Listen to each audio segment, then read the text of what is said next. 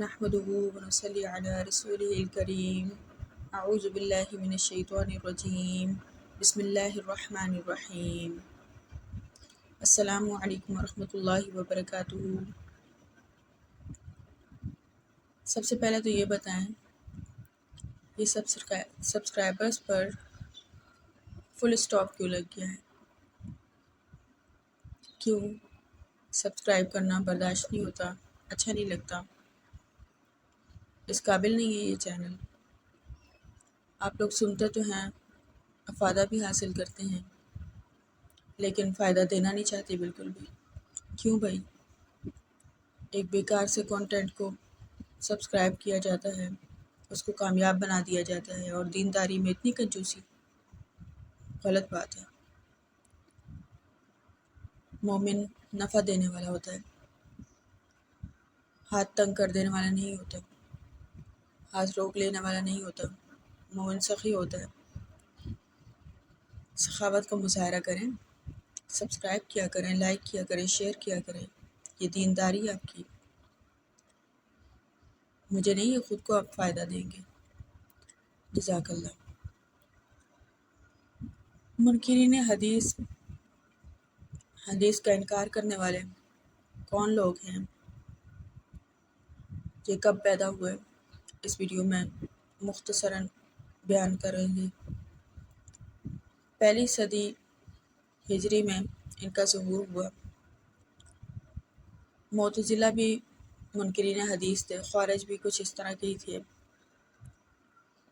یہ لوگ کہتے ہیں کہ حدیث نام کی کوئی چیز نہیں ہے، یعنی حدیث رسول صلی اللہ علیہ وسلم نہیں ہے، یہ قصے کہانیاں ہیں، مجوسیوں کی کہانیاں ہیں، یہ ائمہ اربعہ کی گھڑی ہوئی من گھڑت کہانیاں ہیں۔ سیاست دانوں نے، بادشاہوں نے ائمہ اربعہ کو ہائر کر کے ان سے یہ لکھوائی تھی کہانیاں، اور ان کو نہیں مانتے بالکل بھی، بلکہ حدیث رسول صلی اللہ علیہ وسلم کو لہو الحدیث کہہ دیتے ہیں، استغفر اللہ، یعنی کہ بیکار باتیں، اور قرآن کو اول رکھتے ہیں۔ ہم بھی قرآن کے اول و ذکر ہونے کے قائل ہیں، اول ہونے کے قائل ہیں۔ قرآن اول ہونا چاہیے، حدیث دوم ہونی چاہیے، لیکن یہ دوم کسی بھی نمبر پر حدیث کو رکھنے کے لیے تیار نہیں ہے۔ اور حدیث کو نہ مانتے ہوئے نماز، روزہ، زکوٰۃ، حج، قربانی، اس طرح کے تمام اعمال اسلام کے ارکان کے منکر ہو گئے ہیں۔ ان کا کہنا ہے کہ نماز نام کی کوئی چیز نہیں ہے، بلکہ نماز کا الٹا سیدھا معنی کرتے ہیں۔ نماز کو آگ کی پوجا کہتے ہیں، اور کہتے ہیں کہ یہ مجوسیوں کی بنائی ہوئی نماز ہے۔ اٹھک بیٹھک نام کی کوئی عبادت قرآن میں موجود نہیں ہے۔ جب ان سے کہا جائے اقیم الصلاۃ ہے تو کہتے ہیں کہ اس سے مراد دین قائم کرنا ہے۔ پھر ان سے جب کہا جائے کہ ورکعوا مع الراکعین سے مراد رکوع کرنے والوں کے ساتھ رکوع کرو، تو پھر کہتے ہیں یہ چیز سے مراد جھکنا ہے۔ نماز سے مراد، صلاۃ سے مراد دین ہے، اور رکوع سے مراد جھکنا ہے۔ جب ان سے سجدے کی بات کر دی جائے تب بھی یہی کہتے ہیں رکوع اور سجدہ مترادفات ہیں، یعنی کہ اس سے مراد جھکنا ہی ہے، یعنی کہ جھکتے ہی رہو ساری زندگی، لیکن نماز نہ پڑھو۔ اور حج کو یہ کہتے ہیں کہ اس سے مراد جہاد ہے، جنگ ہے، جدل ہے، حالانکہ جہاد کے الفاظ کے ساتھ اور لڑائی کے الفاظ کے ساتھ قرآن میں الگ سے آیات موجود ہیں، الگ سے احکامات موجود ہیں، جبکہ یہ حج کو جہاد بنا دیتے ہیں۔ پھر ان سے کہا جائے کہ پھر عمرہ کیا چیز ہے، تب خاموش ہو جاتے ہیں۔ عمرے کو یہ حج کہتے ہیں اور حج کو جہاد کہتے ہیں۔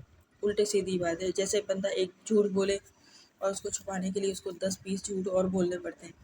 اسی طرح سے بس یہ پھنسے رہتے ہیں، لیکن اپنی انا اور اپنی ضد اناد سے نکلنے کی کوشش بھی نہیں کرتے، حالانکہ شرمندہ ہوئے رہتے ہیں، پھنسے رہتے ہیں، بالکل اپنے ہی گرد میں پھنسے رہتے ہیں۔ ان کے پاس کوئی جواب نہیں ہوتا، ان کے پیروں میں کوئی زمین نہیں ہوتی، لیکن پھر بھی یہ شتر بے مہار رہنے کے لیے اتنے جتن کر رہے ہیں۔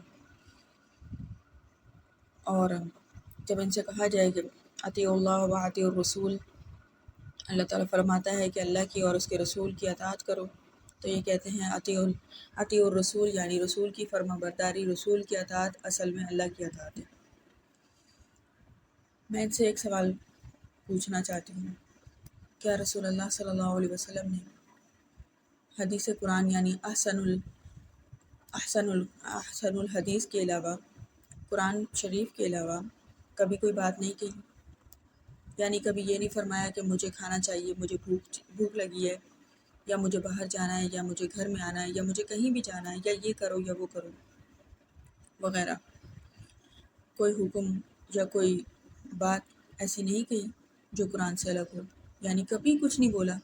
ایسا تو کبھی ہو نہیں سکتا، اور اگر ہوا ہے تو ثابت کریں قرآن سے، کیونکہ ان کا دعویٰ یہ ہر چیز کو قرآن سے ثابت کرتے ہیں۔ اور اگر یہ نہ ثابت کر سکے تو ہم قرآن سے ثابت کر دیں کہ رسول اللہ صلی اللہ علیہ وسلم نے اپنی زندگی میں، اپنی آئلی زندگی میں، اپنی معاشرتی زندگی میں بہت سارے الفاظ الگ سے بولے ہیں جو کہ قرآن میں موجود نہیں ہیں۔ جیسے کہ ہم بات چیت کرتے ہیں روزمرہ کی زندگی میں، آپ صلی اللہ علیہ وسلم نے بھی روزمرہ کی زندگی میں بات چیت کی ہے جیسا کہ ہم کرتے ہیں، اور وہ قرآن میں موجود بھی نہیں ہے، بلکہ قرآن میں اس کا یہ ذکر موجود ہے کہ آپ صلی اللہ علیہ وسلم نے قرآن کے علاوہ بھی بہت ساری بات چیت کی ہے۔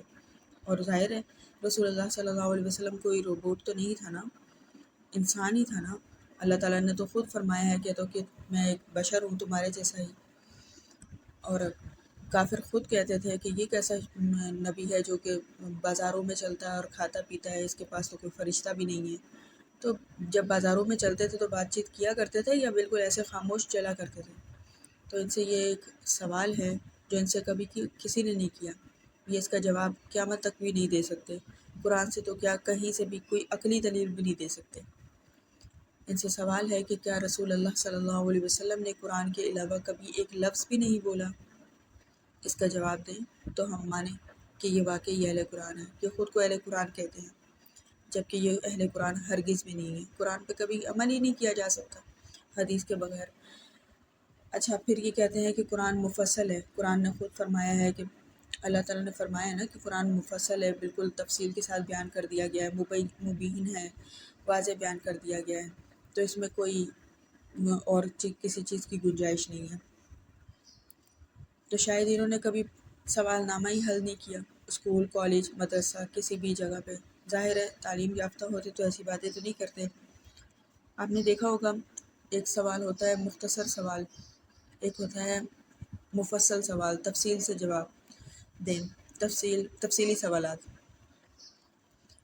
اب مختصر سوال میں ایک ہیڈنگ ہوتی ہے، تفصیلی سوالات میں 10 ہیڈنگس ہوتی ہیں، لیکن آپ کو پتہ ہے مختصر سوال میں آپ کو وہ 10 ہیڈنگ کی ایک لائن کر کے 10 لائنوں کا ایک مختصر جواب تیار کرنا ہوتا ہے، مکمل پوری تفصیلی سوال کو مختصر کر کے لکھنا ہوتا ہے، اور تفصیلی سوال میں اسی 10 لائنوں کو آپ نے 10 ہیڈنگس میں تفصیل کے ساتھ لکھنا ہوتا ہے۔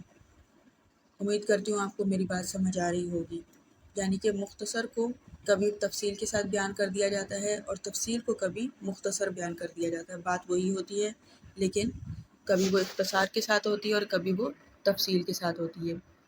قرآن بلا شبہ مفصل ہے، تفصیل کے ساتھ ہے، لیکن اس میں بہت ساری مجمل آیات ہیں، کیا آپ ان کا جوابات دے سکتے ہیں؟ کیا آپ ان کے جواب دے سکتے ہیں؟ ان کے جواب تو صرف رسول اللہ صلی اللہ علیہ وسلم نے دیے ہیں نا۔ پھر جب ان سے پوچھا جائے کہ قرآن میں وحی کے 3 طریقے بیان ہیں، بتائیں کون کون سے ہیں؟ آج تک یہ جواب نہیں دے سکے، قرآن میں سے ہی نہیں بتا سکے کہ قرآن میں وحی کے 3 طریقے کون سے بیان کیے گئے ہیں، حالانکہ قرآن میں وحی کے 3 طریقے بیان کیے ہیں۔ جب ان کو یہ جواب دینا پڑے تو پھر ان کو بہت سارے جواب اور بھی دینے پڑ جاتے ہیں، اور اس طرح سے یہ خاموش ہونا ہی زیادہ مناسب سمجھتے ہیں۔ اب آپ خود سوچیں، جب انسان کو خاموش ہونا پڑے تو اس کو اپنے جھوٹ کا کم از کم خود یقین ہو جانا چاہیے، اپنے باطل ہونے کا یقین ہو جانا چاہیے، لیکن انہیں کسی چیز کا کوئی یقین نہیں ہے۔ بہرحال یہ سوال ہے، کوئی اس کا جواب دے سکتا ہے، قرآن سے ثابت کرے تو پھر ہم مانیں گے۔ اللہ تعالیٰ ہمیں سیکھنے سمجھنے کی توفیق عطا فرمائے۔ وآخر دعوانا ان الحمد للہ رب العالمین۔ جزاک اللہ خیر۔